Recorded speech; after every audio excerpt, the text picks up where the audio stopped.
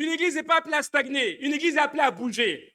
Une église n'est pas restée appelée à stagner, une église est amenée à voyager. Amen. Et donc pourquoi ils sont appelés pères et mères de la foi? C'est parce qu'ils ont suivi un Dieu qu'ils ne connaissaient pas, qu'ils ne voyaient pas et ils lui ont quand même obéi. Et c'est la raison pour laquelle nous sommes là aujourd'hui.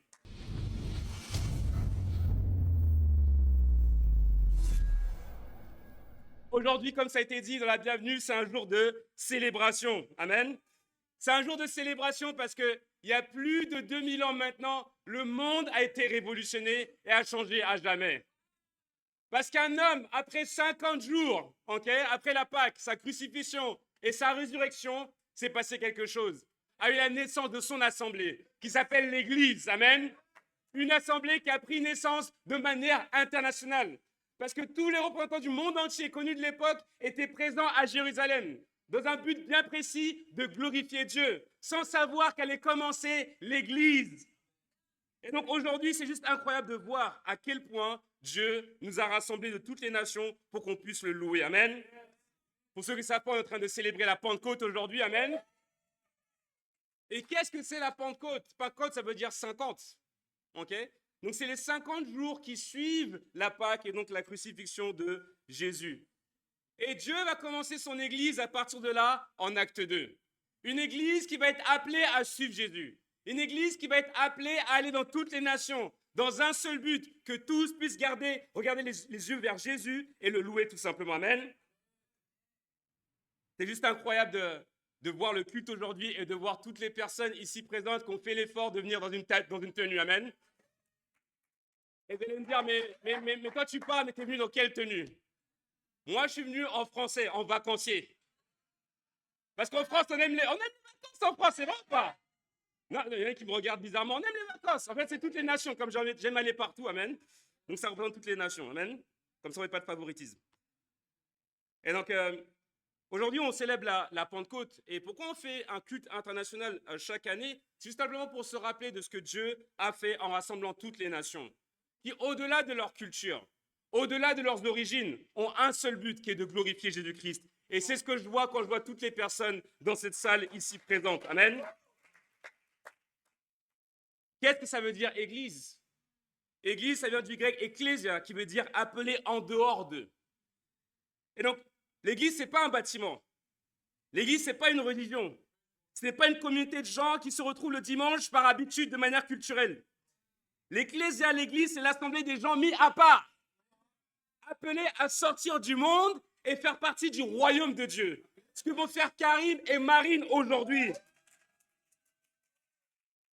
Ce qu'a fait Samuel la semaine dernière. Et pour plusieurs qui sont dans cette salle ici, qui vont prendre la décision également bientôt, amen. En Matthieu 28, 18 à 20. La Bible dit, Jésus s'approcha et leur dit, en parlant ainsi, tout pouvoir m'a été donné dans le ciel et sur la terre. Allez, faites de toutes les nations des disciples, les baptisant au nom du Père, du Fils et du Saint-Esprit, et enseignez-leur à mettre en pratique tout ce que je vous ai prescrit. Et voici, je suis avec vous tous les jours jusqu'à la fin du monde. Et là, on voit le rêve même de Jésus. Et si tu es un vrai disciple de Jésus-Christ, tu dois vivre le rêve de Jésus.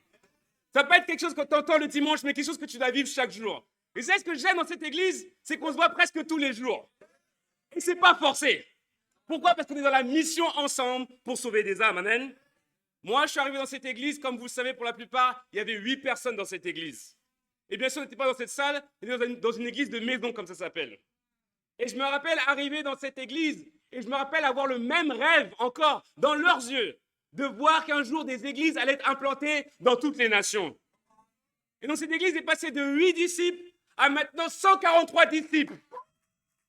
Et non pas seulement ça, on a une église maintenant à Bruxelles, à Paris, à Barcelone, à Stockholm, à Édimbourg. Et ça, c'est le fruit de quoi? De la puissance de Dieu et de votre foi. Amen. Mais le travail n'est pas fini. Amen. Il y a encore d'autres endroits où on doit aller. Il y a encore d'autres endroits où Dieu nous demande d'aller. Et en vérité, il faut qu'on soit une église qui va pour un Jésus qui revient. Une église n'est pas appelée à stagner. Une église est appelée à bouger.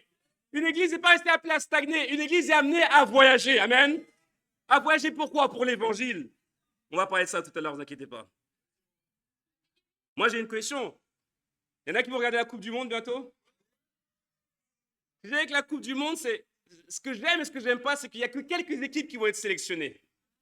On ne va pas dire lesquelles pour offenser personne. Mais il y a des équipes qui ne vont pas être sélectionnées et d'autres qui vont être sélectionnées. Il y en a qui vont attendre 52 ans avant d'être sélectionnés. Okay? Il y en a qui attendent toujours avant d'être sélectionnés. Okay? Et le problème avec la Coupe du Monde, c'est un vrai problème. C'est qu'il n'y a qu'un seul gagnant. Il n'y a qu'une seule nation qui sera contente à la fin. Et Bianca n'arrête pas d'envoyer des stories avec le Brésil et une 6e coupe, tu vois. Mais elle voit aussi les stories de la France, qui potentiellement pourrait gagner la 3e coupe encore. Elle me fait non, elle me fait un grand signe de non, ok? Mais c'est quoi? Ce que j'aime dans le royaume de Dieu, c'est que tout le monde, toutes les nations doivent être sélectionnées. Il n'y a pas que 16 nations qui vont être sélectionnées, mais toutes les nations doivent être sélectionnées. Ce que j'aime avec le royaume de Dieu, c'est qu'il n'y a pas une seule coupe qu'on va soulever à un moment donné, mais que tout le monde, toutes les nations peuvent sauver la coupe de la couronne du royaume qui nous est promise au paradis. Amen. C'est la raison pour laquelle on est ici. C'est la raison pour laquelle on est enthousiaste. C'est la raison pour laquelle on est zélé. Parce qu'on a vu cette église et on voit cette église en train de grandir et les nations en train d'être touchées par la parole de Dieu. Paul, il avait ce rêve.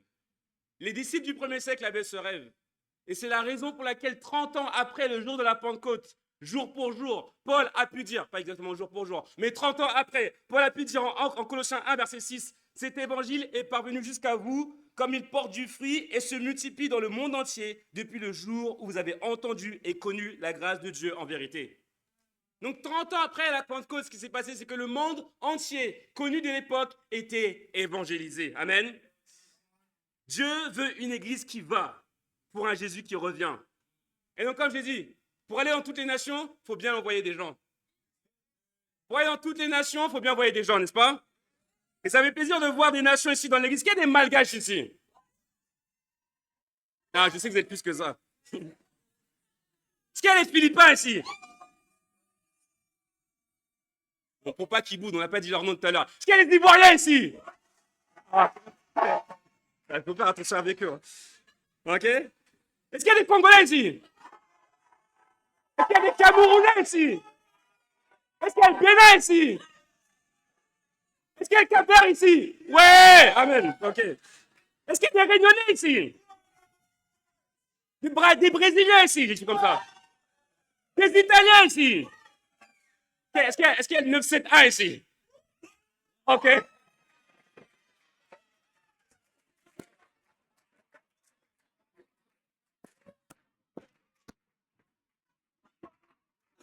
Est-ce que...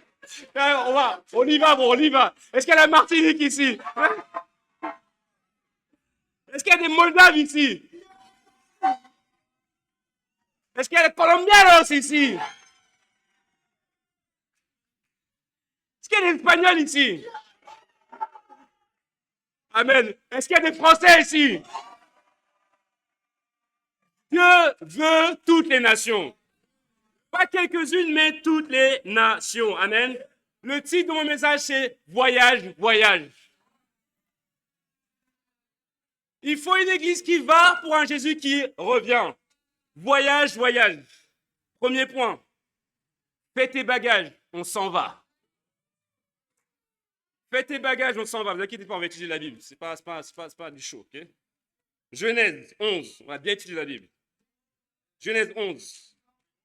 Mais il faut être détendu des fois, n'est-ce pas? Les vacances, c'est une question de mentalité. Ce n'est pas une question d'endroit où tu vas. Moi, je suis en vacances tous les jours. Ok? Tous les jours. D'ailleurs, on est en train de parler avec les parents de Brandon. Encore? Ils venaient manger à la maison. Et chaque fois, ils me parlaient d'un nouvel endroit, je t'aurais regardé sur Google Maps. Je dis, non, on n'a pas d'église là-bas, bientôt. Amen. Ok? Et c'était des endroits en France, donc amen. On a du travail à faire. Genèse 11. Fais tes bagages, on s'en va. Genèse 11, à partir du verset 31. Térak prit son fils Abraham, son petit-fils Lot, qui était le fils d'Aran, et sa belle-fille Sarai. Ah, tout le monde n'y est pas. Dites-moi voyage, voyage quand vous y êtes. Amen, ça c'est mon église. Enoch, dis voyage, voyage quand tu y es, bro. Oh, j'aime trop ce frère. Vas-y, tout. Genèse 11, verset 31. Térak prit son fils, tu m'avais manqué, bro. Térak prit son fils Abraham, son petit-fils Lot, qui était le fils d'Aran, et sa belle-fille Sarai. la femme de son fils Abraham. Ils sortirent ensemble d'Ur en Chaldée pour se rendre dans un pays de Canaan. Mais arrivés à Charan, qui s'y installèrent. Térak vécut 205 ans, puis il mourut à Charan. Ici, on voit Dieu qui cherche à faire une alliance avec les hommes. Pourquoi? Parce que on connaît l'histoire avec Adam et Ève, et toute l'histoire de la Bible, pour ceux qui ne l'ont jamais lu, okay, c'est quoi? C'est Dieu qui cherche à avoir cette relation particulière et d'amour avec l'homme. Donc, ce que Dieu va faire à partir du moment où l'homme, parce qu'il a le libre arbitre, a pu pécher, Dieu va faire, ce qu'il va faire, c'est qu'il va courir après le cœur de l'homme. Et tout ce qu'il cherche, c'est avoir une relation avec l'homme. C'est de faire une alliance, un mariage avec l'homme, avec un grand H. Et donc, pour ceux qui sont là pour la première fois, peut-être pas pour la première fois, la raison pour laquelle vous êtes ici, c'est parce que Dieu veut faire une alliance, il veut renouveler une alliance avec vous. Donc on s'amuse, on rigole. Mais le point, c'est quoi? C'est que Dieu veut renouveler son alliance avec toi qui viens ici. Ne pense pas que tu es venu accompagner tes enfants. Ne pense pas que tu es venu juste accompagner tes enfants. Dieu veut avoir une relation et renouveler son alliance avec toi. Ne pense pas que tu es venu juste accompagner ton ami. Dieu veut avoir une alliance, une relation avec toi. Ne pense pas que tu es venu ici par hasard. Dieu avait déterminé ce temps juste parce qu'il veut faire une alliance avec toi et toi seul. Là, ne regarde pas ton voisin, regarde dans ton cœur. C'est toi que Dieu veut. C'est un mariage avec toi que Dieu veut. C'est un renouvellement avec toi que Dieu veut. C'est une amitié avec toi que Dieu veut. Et donc, on voit ici que Dieu va chercher à faire une alliance avec l'homme. Et il commence par Térak. Térak, ça veut dire errer. Franchement, ils avaient des noms dans la Bible. Franchement, c'est compliqué. Térak, ça veut dire errer. Et Térak était le père d'Abraham, qui va plus tard s'appeler Abraham. Et en relisant les commentaires, en étudiant la Bible, on comprend que Dieu, avant qu'il puisse faire une alliance avec Abraham, de base, cette alliance-là, il voulait la faire avec son père, qui est Térak. Mais on connaît plus Abraham qu'aujourd'hui que Térak. Il y a une raison pourquoi. C'est parce que Térak est mort à Charan. Il était en direction de Canaan. Canaan, ça veut dire humilité. Dieu lui a donné un voyage pour qu'il aille vers l'humilité. Ok? Dieu t'appelle ici pour que tu puisses prendre ce voyage direction l'humilité.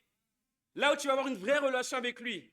Là où tu vas laisser les barrières du passé. Là où tu vas laisser les blessures du passé, tout simplement pour être renouvelé avec Dieu. L'humilité. Canaan, la terre promise. C'est là où Dieu l'attendait. Mais où est-ce qu'il est mort?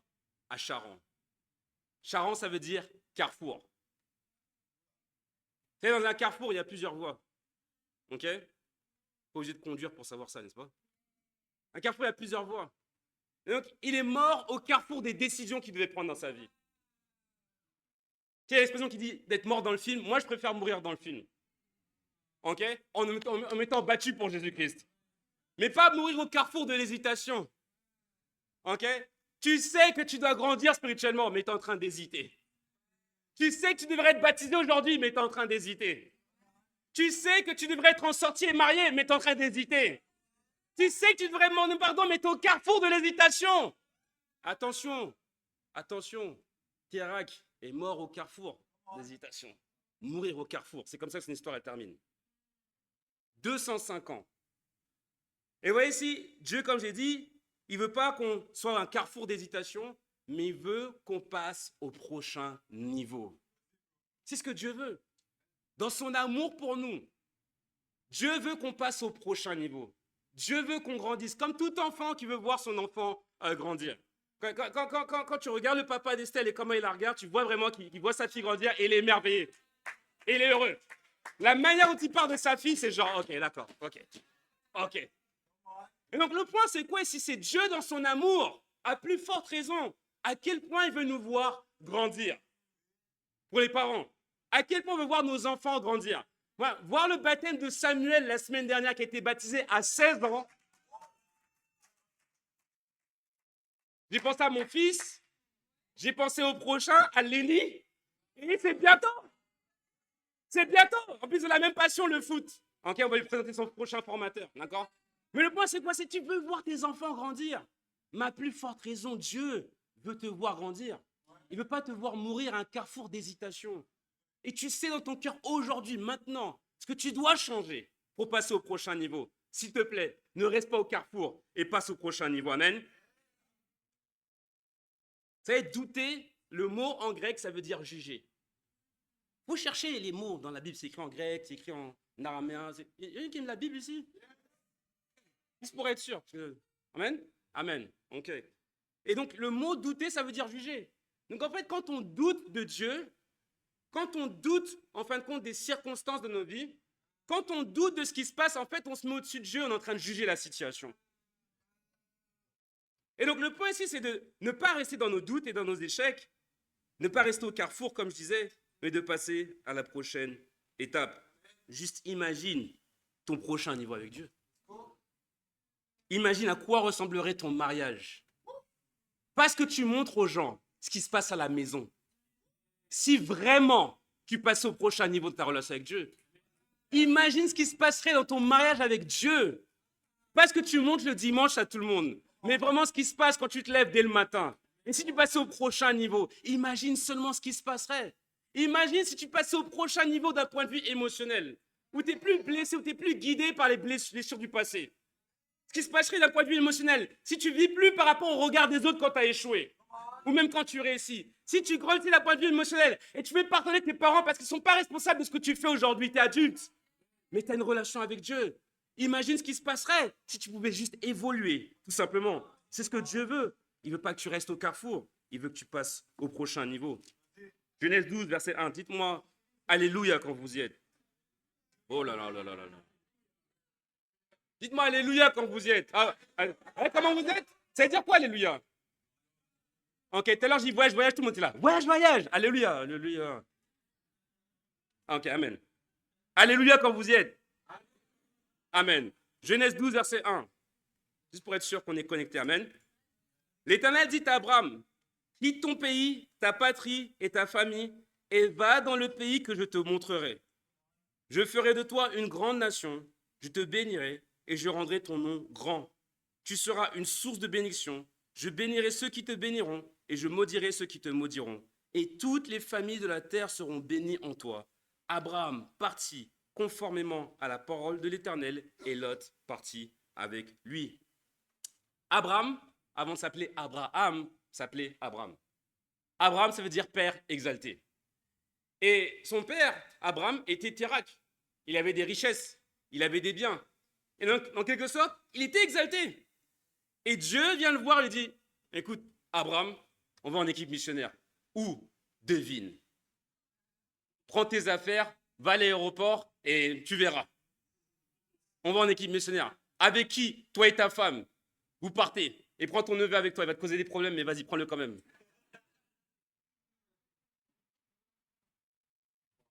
C'est la première fois où Dieu va agir dans une alliance comme ça et il va utiliser la foi d'un homme. Et où est-ce qu'on voit la foi d'Abraham? C'est que contrairement à Tarak, il n'est pas resté dans l'hésitation du carrefour. La Bible dit qu'après que Dieu lui ait parlé, il est parti directement. Et Abraham, comme je disais, s'appelle Père exalté, mais Dieu l'appelait à devenir Abraham, qui veut dire Père des nations. Et vous voyez ici, on ne parle pas de Sarai, mais Sarai était la femme d'Abraham. Et elle aussi, elle est partie. Donc imaginez Abraham qui arrive et dit, hey, ma chérie, Dieu m'a parlé. Il faut qu'on parte. Mais on est bien ici, on a une villa, on a tout ce qu'il faut. Ok? On est riche. Pourquoi on devrait partir? Moi, je suis confortable ici à mes servantes, il y a tout ce qu'il faut. Et où est-ce qu'on va? Je ne sais pas. Dieu a dit qu'on doit partir. Là, j'imagine, parce que Sarah n'a pas dit ça. Elle a suivi son mari. Tu sais, prends tes bagages, on s'en va. Ça, c'est le rêve de toutes les femmes. Prends tes bagages, on s'en va. C'est vrai, les femmes ou pas? Non, faites pas les timides. Ok? Il y en a, elles veulent se marier juste pour ça. Chérie, prends tes bagages, on s'en va. Ouais, la traîne sur Instagram, le mari prend la femme par la main, il l'amène là-bas, après dans un autre pays, après là-bas dans un autre pays. C'est moi le plus jeune ici, vous ne connaissez rien. C'est la vérité. Vous connaissez? Et ça, c'est tellement excitant quand tu fais ça. Tu prends ma chérie, on s'en va. Où est-ce qu'on va? On ne sait pas, on va à l'aventure. Les femmes aiment l'aventure, n'est-ce pas? Et c'est même pour les hommes, le plaisir. Tu sais, quand tu as la poitrine qui gonfle un peu plus parce que tu peux faire plaisir à ta femme. Ok? Kerry, il est content, amen. Roger est bientôt content aussi, amen. Mais là, Abraham et Sarah, ils n'allaient pas en voyage de noces. Ils allaient dans une mission qui était beaucoup plus grande que ce qu'ils pouvaient penser et imaginer. Pour ceux qui ne savent pas l'histoire, Sarah ne pouvait pas avoir d'enfant. Et Sarah, ça veut dire princesse. Ok? Elle est précieuse. Elle est choisie. Aimée. Amen. Et il lui dit, quitte ta patrie. Quitte ta culture. Quitte ce que tu connais pour aller dans un endroit que tu ne connais pas. Et pourquoi un appel aussi grand? Parce que la promesse était grande. Vous voyez, il cherchait à avoir un enfant. Dieu lui a dit, tu vas avoir des enfants plus nombreux que les étoiles dans le ciel, plus nombreux que les grains de sable que tu vois dans le désert. Donc la mission, l'appel était beaucoup plus grand que leur vie. Pourquoi? Parce que la Bible dit ici, je te bénirai et toutes les familles sur la terre seront bénies en toi. Et donc pourquoi ils sont appelés pères et mères de la foi? C'est parce qu'ils ont suivi un Dieu qu'ils ne connaissaient pas, qu'ils ne voyaient pas et ils ont quand même obéi. Et c'est la raison pour laquelle nous sommes là aujourd'hui. On peut croire en un Dieu qu'on ne voit pas, qu'on ne connaissait pas, mais qu'on peut obéir et on en voit le fruit aujourd'hui. D'une église de 8 à ce qu'on voit aujourd'hui dans des nations qui sont évangélisées. Maintenant, pourquoi je vous parle de ça? Parce que toi aussi, tu dois prendre tes bagages et partir. Ok? Toi aussi, tu dois prendre tes bagages et partir. Vous savez, j'ai jamais autant voyagé. Il y en a qui disent, ouais, on n'a pas d'aller en vacances dans cette église. Non, non, non. J'ai jamais autant voyagé depuis que je suis disciple de Jésus-Christ. Jamais autant. Et un des meilleurs voyages qu'on a fait, c'était pour aller au Mexique. Ok? À cette époque-là, je ne travaillais pas encore à temps plein pour l'église, donc tout a été financé parce que je gagnais assez bien ma vie.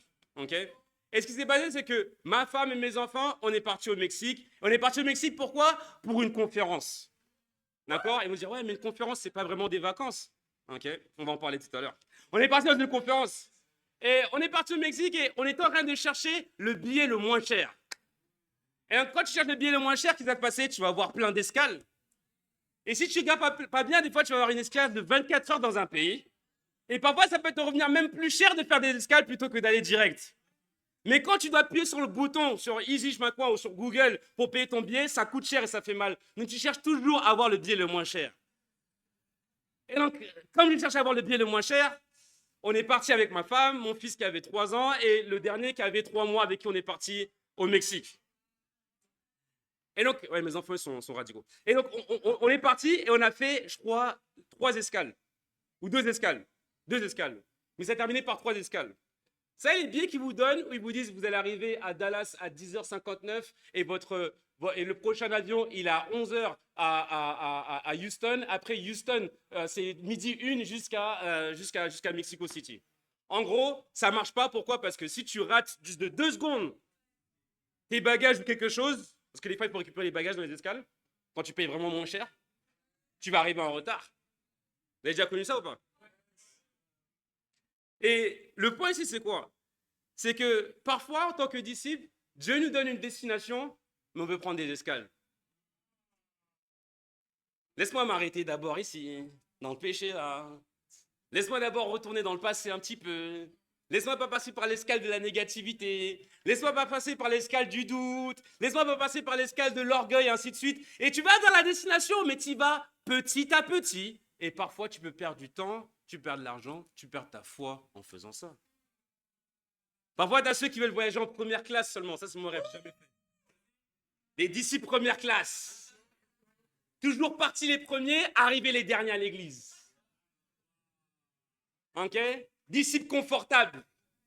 Tu sais, Jésus, il n'est pas mort sur un transat. Il est mort sur une croix. Et donc, le point ici, c'est que ici, on voit la préfiguration de Matthieu 28, où il les appelle à aller dans un endroit qu'ils ne connaissent pas, de laisser leur culture, de laisser leur habitude. Pourquoi? Parce que d'autres personnes vont être sauvées. De quoi on parle ici? Quand on parle de 8 disciples à 150 disciples dans d'autres endroits, on parle de gens qui sont sortis de la dépression ici dans cette église. On parle de gens qui sont sortis de l'addiction ici dans cette église. On parle de gens qui sont sortis de la solitude ici dans cette église. On parle de gens qui ne croyaient pas au mariage ici dans cette église et qui ont été mariés. Les gens qui ne voulaient pas avoir de fils ou ne voulaient pas avoir d'enfants et qui ont eu des enfants. C'est de ça dont on est en train de parler. On parle de vies qui sont totalement transformées. C'est la raison pour laquelle Dieu t'appelle à sortir de ton confort. Il ne veut pas que tu meurs au carrefour. Dieu veut que tu passes au prochain niveau. Note 3 choses que tu peux faire pour passer au prochain niveau. Tu sais, comme j'ai dit, Abraham, il appelle sa femme et lui dit, prends tes bagages, on s'en va. Et Sarah suit. Et comme j'ai dit, c'est le rêve de plusieurs femmes d'entendre ça. Son mari qui prend les directives. Les femmes, même les hommes qui dirigent, n'est-ce pas? Oh, ouh! Les femmes, même les hommes qui dirigent, n'est-ce pas? Tu sais, le monde essaie de tout inverser ici. On est censé gagner le monde, mais le monde veut gagner l'Église. Avec des hommes qui ont plus seulement une mentalité efféminée, mais qui vont s'habiller comme des femmes. Des hommes en croc-top au Met Gala.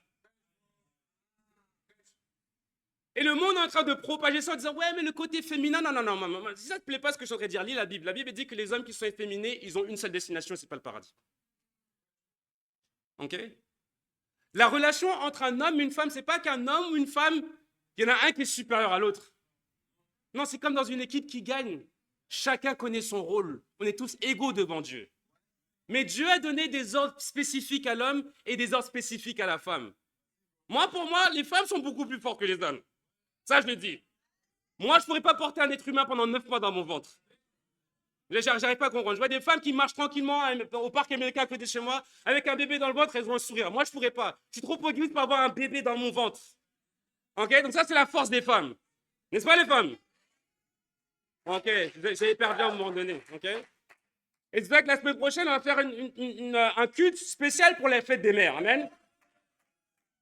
Et ça ne concerne pas seulement les mères qui peuvent enfanter, ça concerne toutes les femmes, parce que vous avez en vous le potentiel de donner la vie physiquement et spirituellement. Amen. Mais pourquoi je parle de ça? Le monde essaye d'inverser les rôles, que les hommes deviennent des femmes et que les femmes deviennent des hommes. Les hommes soient efféminés et que les femmes soient des boss lady, independent women, let's go. Ok? Et d'où ça vient ça quand vous regardez bien? La Bible dit que les désirs de la femme seront portés vers l'homme. Et que l'homme doit aimer la femme comme Christ a aimé l'Église. Comment Christ a aimé l'Église? Il est mort sur une croix pour elle. Ok? Donc le point c'est quoi ici? C'est de juste retrouver les vrais rôles, les vraies bases. Parce que quand je dis, hey, ça vous fait plaisir quand on vous dit, prends tes bagages et on s'en va. Ça vous fait plaisir, ça vous fait rêver. Ça va te faire rêver aussi quand il dit, prends tes bagages, on va à l'église. Et la vraie destination en Éphésiens 5, elle dit quoi? La vraie destination, elle dit que l'homme, il a le rôle, quand il se marie avec sa femme, ok, de l'emmener au paradis et de la laver avec l'eau de la parole. Ça fait plaisir quand vous mariez, de faire un massage des mariés, n'est-ce pas? Les hommes, ok? Il y a un massage spirituel dont tu as besoin aussi. Et donc, tu dois laisser l'homme diriger. Et le mot soumission, mesdames, n'est pas un gros mot. C'est ce que tout le monde doit faire, les hommes y compris devant Dieu. Nous sommes une équipe qui gagne et chacun a des rôles qui sont différents. Fais attention à ce que tu postes et à ce que tu likes. Instagram révèle beaucoup sur ton âme. Si je regarde ton feed, d'accord, ou ce que tu postes, est-ce que je pourrais faire une distinction claire entre un disciple et une influenceuse du monde? Entre un influenceur en Christ et une influenceuse du monde? Ok, ma soeur, on sait que tu veux être en sortie. Je suis Jésus-Christ. Les frères. On sait, mon frère, que tu manques d'assurance, mais je suis Jésus-Christ. Le monde veut tout inverser. Église, on doit se battre pour que Jésus soit glorifié dans le monde. Amen. Partie 2. Si j'ai dit quelque chose qui offense, j'ai juste prêché la Bible. Ok? Quand je regarde Roger Stéphania, ils avaient une relation dans le monde qui était impure. Personne ne les a condamnés. Ils sont venus à l'église. Ils ont été baptisés. Ils ont étudié la Bible. On les a préparés au mariage. Et la semaine prochaine, on va voir déjà notre deuxième mariage dans l'église.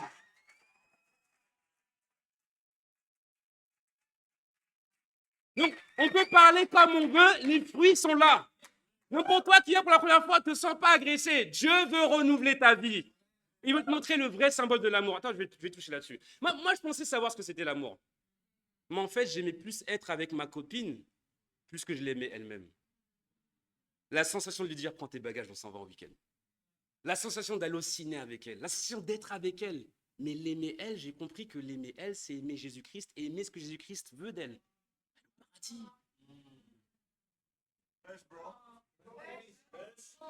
Partir 2. Ne manque pas le départ. Ne manque pas le départ. Matthieu 25. Matthieu 25, verset 1 à 2. Ne manque pas le départ. Il n'y a rien de pire de prévoir ses vacances, prévoir son voyage et de manquer l'avion, de manquer le train, de manquer le bateau. Il n'y a rien de pire. Matthieu 25, verset 1. Quand vous y êtes dit, ne rate pas le départ. Tout le monde n'y est pas. Quand vous êtes dit, ne rate pas le départ. Matthieu 25, verset 1. Amen.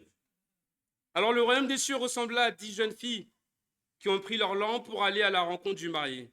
5 d'entre elles étaient folles et 5 étaient sages. Je ne sais pas, quand je lis la Bible comme ça, quand elles sont décrites comme ça d'entrée, je ne peux pas m'empêcher d'imaginer la tête des sages, mais surtout la tête des folles. Peut-être qu'elles étaient en retard, elles avaient les cheveux comme ça. Je sais pas, moi, je rigole quand j'ai la Bible, je ne sais pas pour vous. Moi, j'ai du fun quand j'ai la Bible. Celles qui étaient folles ne prirent pas d'huile avec elles, en portant leur lampe, tandis que les sages prirent avec leur lampe de l'huile dans des vases. Comme le marié tardait, toutes s'assoupirent et s'endormirent. Au milieu de la nuit, on cria « Voici le marié !» Allez à sa rencontre. Alors toutes ces jeunes filles se réveillèrent et préparèrent leurs lampes. Les folles dirent aux sages « Donnez-nous votre huile, car nos lampes s'éteignent. » Les sages répondirent « Non, il n'y en aurait pas assez pour nous et pour vous. Allez plutôt chez ceux qui en vendent et achetez-en pour vous. » Pendant qu'elles allaient en acheter, le marié arriva. Celles qui étaient prêtes entrèrent avec lui dans la salle des noces et la porte fut fermée. Plus tard, les autres jeunes filles vinrent et dirent « Seigneur, Seigneur, ouvre-nous » Mais il répondit « Je vous le dis, en vérité, je ne vous connais pas. Restez donc vigilants, puisque vous ne savez ni le jour ni l'heure où le Fils de l'homme viendra. » Donc Jésus a donné plusieurs paraboles. Et les paraboles, c'est un peu comme les fables de La Fontaine. Vous vous rappelez? Non? Si? Ouais. C'est là pour raconter, en fin de compte, c'est une illustration pour raconter une vérité spirituelle. Donc chaque personnage ici a une réalité spirituelle à laquelle on peut s'identifier. Et ici, Jésus parle du royaume comme toujours. Et il parle de ces 10 jeunes filles vierges, 5 qui étaient sages et 5 qui étaient folles, qui toutes étaient promises, comme ils avaient le droit à l'époque de la polygamie, qui étaient promises à un mari. Ce mari qui va revenir en question, c'est Jésus-Christ. Comme quand j'ai dit au début, Jésus veut une alliance avec toi. Et cette alliance, il veut la concrétiser le jour où il reviendra, pour récupérer son église et l'amener au ciel. C'est notre seule motivation. Amen. Et donc Jésus dit qu'il y a 2 types de personnes, les sages et les folles. Et qu'est-ce qui faisait que certaines étaient sages et d'autres folles? C'est le fait qu'elles étaient toutes prêtes, ou du moins elles étaient toutes venues, elles étaient toutes promises au mari, et toutes habillées dans leurs vêtements de noces. Mais la différence, c'est qu'il y en a qui avaient de l'huile et d'autres qui n'avaient plus d'huile. L'huile, dans la Bible, c'est la représentation du Saint-Esprit, de ta relation avec Dieu. Et donc quand on voit cette parabole, on voit ces femmes-là qui disent « Ah non, on n'a pas d'huile pour vous, allez en chercher. » On pourrait dire « C'est dur quand même. » Mais la réalité spirituelle, c'est que personne ne peut te donner de l'huile. Personne ne peut vivre ta relation avec Dieu pour toi. Quand tu te retrouves seul dans ta chambre à prier, personne ne peut prier pour toi, pour ta relation avec toi. On peut prier pour toi, mais c'est ta relation avec Dieu. Personne ne peut s'investir dans la Bible comme tu devrais le faire toi. Personne ne peut prendre les décisions que toi, tu dois prendre. C'est à toi de te laisser contrôler par le Saint-Esprit et pas par un homme. Et donc, c'est pour ça qu'elle ne pouvait pas leur donner de l'huile, mais qu'elle devait aller en chercher. Donc, ça veut dire que c'était disponible. De quoi je veux parler ici? Ne rate pas le départ. En 2 termes, ranime ta flamme. Ok? Si, comme au début, j'ai parlé de Terra qui est en train d'errer spirituellement, si tu es en train d'errer spirituellement, laisse-moi te dire quelque chose, tu es au bon endroit aujourd'hui. Si tu sens que ta flamme est en train de s'éteindre et que tu n'as plus d'huile, tu es au bon endroit aujourd'hui. Parce que ça arrive à tout le monde, et moi le premier. Mais Dieu est en train de dire quoi ici? Attention, ne manque pas le départ, parce que tu ne sais pas quand est-ce que Jésus reviendra. Tu ne sais pas dans quelle position Jésus te retrouvera. Et c'est mieux qu'il te retrouve en feu pour lui qu'en dans un carrefour en train d'hésiter. Vous savez, le premier voyage qu'on a fait, ma femme et moi, c'était pas notre voyage de noces. On s'est mariés quelques jours avant la conférence qui s'appelle IMC, les conférences européennes mondiales. Et donc, notre premier mariage, on a dû aller à Londres pour une conférence. Et dire, oh ouais, génial, une conférence pour un premier voyage en tant que marié. Vous voyez, le truc, c'est quoi? C'est que je fais des discussions à votre place et je me réponds. Okay, c'est que si tu trouves qu'une conférence, c'est pas des vacances, tu vas certainement trouver le paradis ennuyant.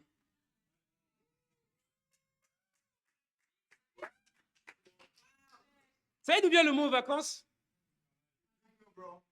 Le vacances, ça vient du mot vakari qui veut dire faire le vide. Être libre de ses responsabilités. Ok? Ça a été inventé par les Romains. Et c'est là où sont nés les jours fériés. Après, plus tard, ce qui s'est passé, c'est qu'au Moyen-Âge, le mot vacances a pris une plus grande ampleur. Devenez dans quel pays? La France. Ça a été inventé à l'université de la Sorbonne. Mais attendez, laissez-moi vous dire c'est quoi le vrai mot du sens vacances. Donc les vacances étaient juillet-août. Et donc, les étudiants étaient libérés de leurs tâches au travail, à l'école du moins, pour retourner auprès de leurs parents pour travailler dans les champs d'agriculture. Donc, parce qu'en juillet et août, il y avait beaucoup de fruits. Ok? Et donc, du coup, pour ne pas perdre les récoltes, ils prenaient les enfants et les renvoyaient chez les parents, pas pour aller en vacances, mais pour aller dans des vraies vacances où ils allaient porter du fruit avec leurs parents. Donc, le vrai vacances, c'est pas moi qui dis, demandez Claude, GPT, machin, tout ce que vous voulez, faites vos recherches. Ok? Mais les vacances, c'est né en France. Et c'était pour aider ses parents à porter du fruit. Donc, les vraies vacances pour les disciples, c'est quoi? C'est partir pour porter du fruit. D'aller dans toutes les nations pour porter du fruit. Tu sais, moi, j'aime beaucoup Luna. Luna, elle est partie au Portugal, d'accord? Et Christelle Colombe aussi, j'aime beaucoup. Les deux sont partis au Portugal, et c'est ce qu'ils ont fait là-bas. On a une église. Ils sont partis dans un endroit, il y a une église. Donc, tips. Ok? Elles sont allées là-bas. Et ce qui s'est passé? Les disciples m'ont appelé. On peut les garder, s'il vous plaît? Elles ont prêché la parole de Dieu. Luna, elle a voyagé. Elle a passé un moment. Elle a été dans toutes les discussions bibliques de toute l'église. Et le dimanche, elle a fait le repas du Seigneur. Et tout le monde était inspiré. Et ils ont même eu des baptêmes là-bas. Donc ça, c'est ce qu'on appelle des vacances. Partir pour porter du fruit. Mais quand tu pars et quand tu reviens, on oublie de te restaurer, tu as pris des vacances de Dieu. Vous savez comment notre église au Cameroun a été implantée? Par un frère qui est parti en vacances, mais les vraies vacances. Mais la première fois, il n'est pas parti dans des vraies vacances. Il est parti pour prendre des vacances de Dieu, malheureusement. Donc il est parti au Cameroun, ouais, je vais voir ma famille sans demander conseil, sans donner les détails parce qu'il savait ce qui allait se passer là-bas. Il est parti là-bas. Il est parti là-bas, il est revenu, il a dit, je pense pas que je vais être encore disciple, je suis plus disciple. Tu sais, il y en a, ils vont bronzer, leur spiritualité, elle a pris un bronzage aussi, elle a été cramée aussi, quand ils reviennent. Et ce qui se passe, c'est qu'il est revenu et il a dû être restauré dans son cœur. Mais quand c'est un frère fidèle et qu'à la fois, ça n'a pas mis longtemps avant qu'il soit restauré. Ça a pris une journée, ça a pris un D-time pour qu'il soit restauré. Et on lui a dit, l'année prochaine, tu retournes. On l'a renvoyé. Ok? Tu retournes, mais cette fois-ci, tu vas partir comme les disciples du 1er siècle. Ils ont été recommandés par l'Église en acte 13. Donc, on a communiqué avec l'Église qu'il n'y avait pas là-bas. C'est pour dire qu'il n'y avait pas d'Église encore. Mais on l'a envoyé quand même. On lui a donné un plan spirituel. Le frère est parti là-bas. Ok? Il n'a pas manqué le dimanche cette fois-ci. Pourquoi? Parce que c'est lui qui organisait le culte. Et Zézara, il était dirigeant d'église, il n'était même pas dirigeant de discu. Le frère, je l'avais baptisé quelques années avant. Et ce qui s'est passé, c'est qu'il est parti là-bas. Il n'a pas manqué le culte, il a prêché. Il y avait plus de 30 invités, dont des membres de sa famille qui ont été baptisés. C'est pas fini. Quelques temps après, sa sœur a été baptisée, elle est là avec nous ici. Et c'est pas fini. Quelques temps après, leurs parents ont été baptisés. Et quelques temps après, l'église à Yaoundé a été implantée. Ça, c'est des vraies vacances. Partir pour porter du fruit. La question, c'est pas, dans cette église, on n'a pas d'aller en vacances. Non. La vraie question, c'est est-ce que tu serais prêt à les sacrifier pour porter plus de fruits? Est-ce qu'on a le droit au téléphone? On n'a pas le droit au téléphone dans l'église? Non! Tu as le droit au téléphone. Qu'est-ce que tu vas faire avec? J'en ai un, ne vous inquiétez pas, j'en ai un. Donc c'est quoi? C'est une question de cœur. Ok? C'est une question de cœur. Ici, on voit ces femmes-là qui ont manqué. Qui ont manqué le train, qui ont manqué le départ. Pourquoi? Parce que leur flamme s'était éteinte. Quand je parlais de mon premier voyage en conférence, pour revenir à ça, on est parti à Londres avec ma femme. Et tu sais, quand tu te maries la première semaine, tu dis hey, ma femme, tu l'appelles comme ça, tu l'appelles pas par son prénom tellement tu es enthousiaste. Premier voyage, on est arrivé en retard. Donc ne vous inquiétez pas, c'est bien terminé, toujours marié. Et on arrive à l'Eurostar, pour prendre l'Eurostar, et on arrive en retard. La honte que j'ai ressentie dans mon cœur. Tu veux faire plaisir à ta femme, tu vois, tu veux rien rater, c'est ton mariage, tu vois. Et le premier voyage, tu arrives en retard. Et donc tu arrives et puis tu essaies de négocier avec les agents d'Eurostar, mais ils disent non. Pourtant le train, tu le vois, il n'est pas parti. Et tu négocies pendant 15 minutes et le train n'est toujours pas parti. Et tu as ton passeport, tu dis je peux prendre un autre billet en première classe peut-être, et ainsi de suite, comme ça je rentre. Non, les portes sont fermées, vous ne pouvez pas rentrer. Mais j'ai mon passeport, j'ai mon visa, j'ai mes bagages. Non, vous ne pouvez pas rentrer, c'est fermé. Et le train s'en va. En même temps, mon beau-père l'appelle, et sans faire exprès, il lui révèle où est-ce qu'on va partir en voyage de noces, nous gâcher. En même temps, il faut qu'on trouve sur Eurolines à l'époque, ou Flexibus comme vous voulez, un bus qui va nous amener à Londres en 9 heures, alors qu'on pourrait y être en 2 heures. Donc la honte totale, la dépression totale. Mais Jésus le Seigneur, amen, on est quand même parti. Tu sais, quand Jésus reviendra, tu pourras te présenter avec tous les bagages spirituels de tout ce que tu as fait dans ta vie en tant que disciple. Si tu arrives en retard, tu ne rentreras pas. Oui, mais j'ai le visa. J'ai étudié la Bible, je suis un disciple, j'ai reçu le Saint-Esprit, mes péchés sont pardonnés. Regarde Jésus. Si ta flamme était perdue au moment où Jésus revient, tu ne rentres pas. C'est pourquoi Jésus nous appelle ici à ne pas manquer le train, mais à rester fervent dans notre relation avec Dieu. Comment vont tes moments avec Dieu? Comment va ton évangélisation? Est-ce que tu restes au carrefour quand le Saint-Esprit partage ta foi? Est-ce que tu restes au carrefour dans ton lit quand tu dis que tu dois lire la Bible? Comment va ta relation avec Dieu? Peu importe la réponse, Dieu t'appelle à la renouveler de nouveau. Si tu es déjà en feu, mets quelqu'un d'autre en feu pour sa relation avec Dieu. Si tu n'es pas en feu, va trouver cette huile-là qui est disponible dans ta relation avec Dieu. C'est pas trop tard. Le train n'est pas encore arrivé, c'est ça la bonne nouvelle. Tu peux encore changer, amen. Troisième et dernière partie. Attache ta ceinture. Destination le paradis. Attache ta ceinture. Marc 10. C'est la plupart des gens qui se plaignent de on part pas, ouais, les vacances, machin. J'ai plus voyagé qu'eux. Je suis parti à Berlin, pourquoi? On est parti implanter une église là-bas. Et c'était génial. Je suis parti aux Philippines, de base, je n'aurais jamais rien à faire là-bas. Ok? On est parti avec pas les Tessènes à l'époque, avec Yannick. Ok? On est parti là-bas, pourquoi? Prêcher la parole, pareil. Aux États-Unis, plusieurs fois pour prêcher la parole, pareil. Ok? Donc je vais vous donner le défi. Partez. Mais partez dans un endroit où il y a une église. Et c'est ce qui est bien, il n'y a pas beaucoup qui applaudissent maintenant.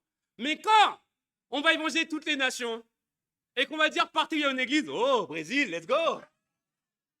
Oh, Barcelone, let's go. Oh, Madrid, on y va. Malaga, ainsi de suite, on y va. Mais il faut payer le prix pour que ces nations-là soient sauvées. Parce qu'il ne s'agit pas de vacances, il s'agit de la mission vraiment. Amen. Il y a une église dans notre mouvement, ancien mouvement. En Afrique du Sud, l'évangéliste, il a défié, encouragé, défié par la suite l'église à ne pas partir en juillet, en août. Ce n'est pas le défi que je vous donne ici. Je vais juste vous inspirer avec ce qui s'est passé. Amen. Et ils ne sont pas partis. Et vous savez ce qui s'est passé? Pendant les 2 mois là, il y a eu 100 baptêmes. 100 personnes. Parce que pourquoi? Ils ont fait quoi? Ils sont partis visiter les rues en Afrique du Sud. Et ils sont partis prêcher la parole de Dieu là-bas. Et c'est passé. Il y a eu 100 baptêmes en 2 mois. Pourquoi? Tout simplement parce qu'ils avaient pris la décision de renoncer à leur confort pendant 2 mois pour boire du fruit.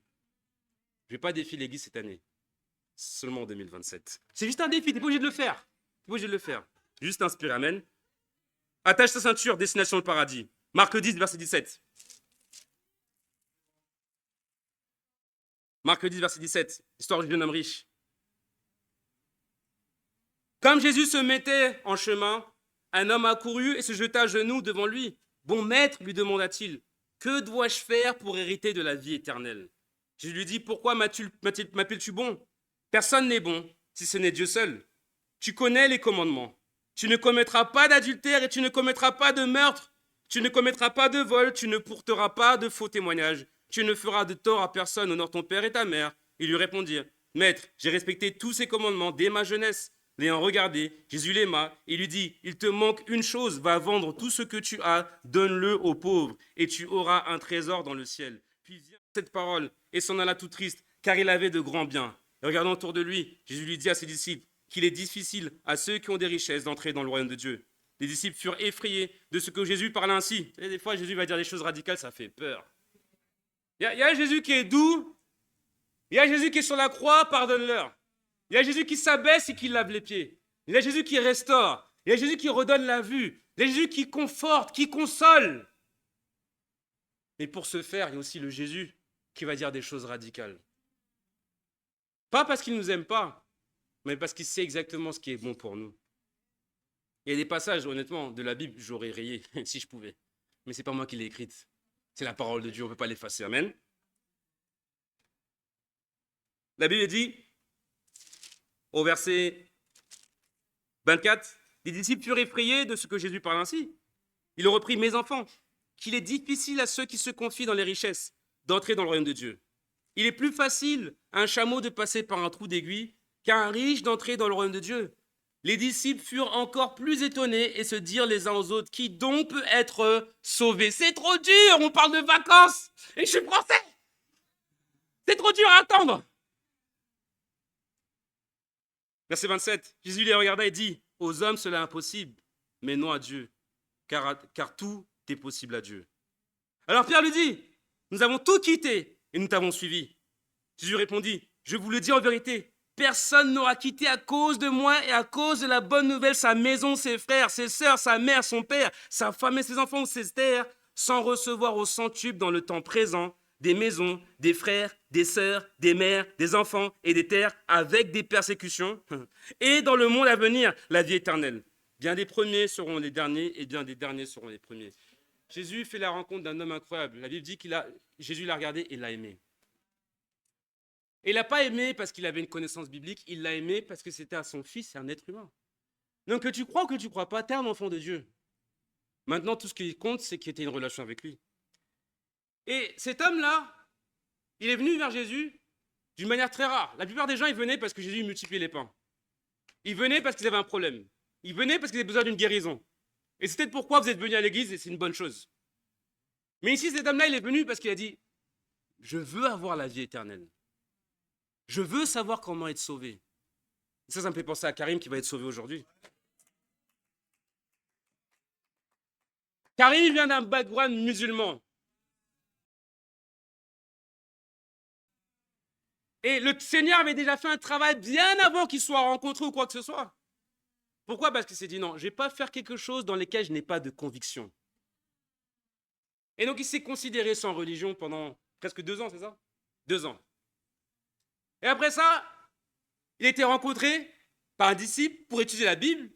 C'est ce qu'il a fait. Et quelques semaines après, il passe de musulman, à prédicateur de l'évangile pour détourner les plans de Satan. C'est comme ça ton surnom maintenant. Et donc, qu'est-ce qu'on voit ici? Jésus t'aime, il veut avoir cette relation avec toi. Mais il y a un prix à payer. Le problème, ce n'est pas qu'il était riche. Jésus, il n'a pas de problème avec les personnes qui sont riches.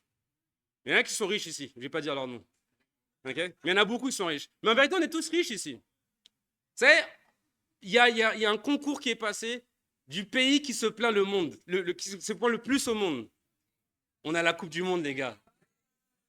Il est passé des touristes les plus détestés dans le monde. On a la Coupe du Monde, les gars. On traverse au feu rouge et tout dans d'autres pays. Pas de problème. OK? Et c'est ce qui se passe. Mais tous les Français qui partent, ils reviennent à Paris, ils disent ouais, je ne peux pas quitter Paris. Les croissants, les pains au chocolat, les pains au raisin. Il faut que je fasse attention à ce que je dis. Parce que la dernière fois, j'ai parlé des pains au raisin et j'ai reçu 3 pains au raisin depuis.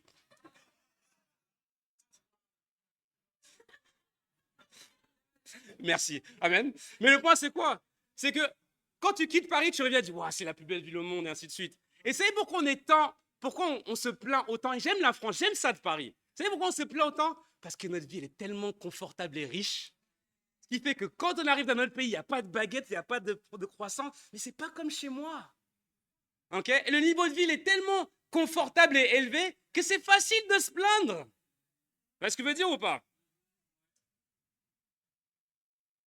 Le problème, c'est pas qu'il était riche, qu'il avait des richesses. Le problème, c'est que c'est ses richesses qu'il avait.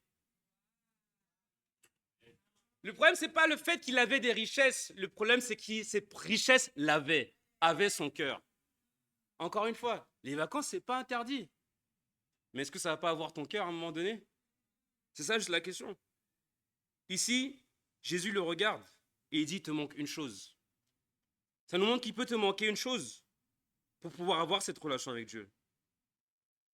Et Dieu veut tout simplement que tu l'aies. Et donc, on voit ici tout simplement que cette personne-là, il aurait pu être une grande personne. Il aurait pu être le 13e apôtre. Mais comme ses richesses l'avaient, il n'a pas pris la décision dessus, Jésus. Aujourd'hui, je veux juste t'encourager à prendre note des richesses que tu as. Et au lieu de les conserver pour toi, de les remettre à Dieu. Parce qu'il n'y a pas de plus grande richesse que d'avoir une relation avec Dieu. Je vais terminer par cette écriture en Jean 21. Et on aura terminé. Quand vous y êtes, dites attache ta ceinture.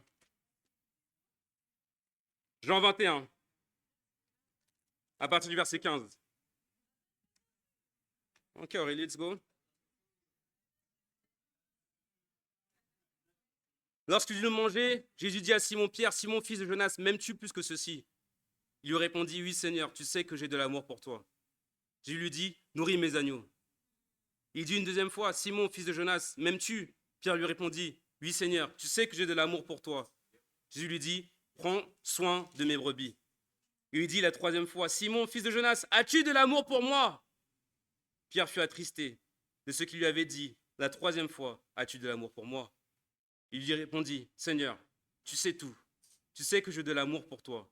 Jésus lui dit, nourris mes brebis. En vérité, je te le dis, quand tu étais plus jeune, tu mettais toi-même ta ceinture et tu allais où tu voulais. Mais quand tu seras vieux, tu tendras les mains et c'est un autre qui attachera ta ceinture et te conduira où tu ne voudras pas. Il dit cela pour indiquer par quelle mort Pierre révélerait la gloire de Dieu. Puis il dit, suis-moi. Attache ta ceinture. On s'en va. C'est ce que Jésus a dit à Pierre dans les derniers mots qu'ils ont eus. Et 3 fois, Jésus va lui poser la question, m'aimes-tu? Et 3 fois, Pierre va répondre, tu sais que je t'aime. C'est pas que Jésus était sourd, il avait du mal à entendre. C'est qu'il ne parlait pas du même amour. Quand Pierre lui dit, tu sais que je t'aime, il parle d'un amour philéo.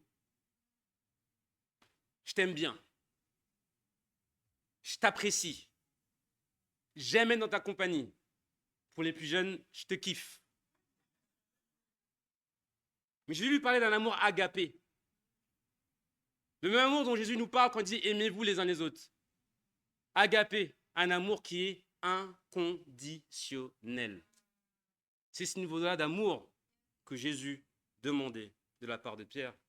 Et c'est ce niveau-là d'amour que Jésus nous demande. Allez dans toutes les nations.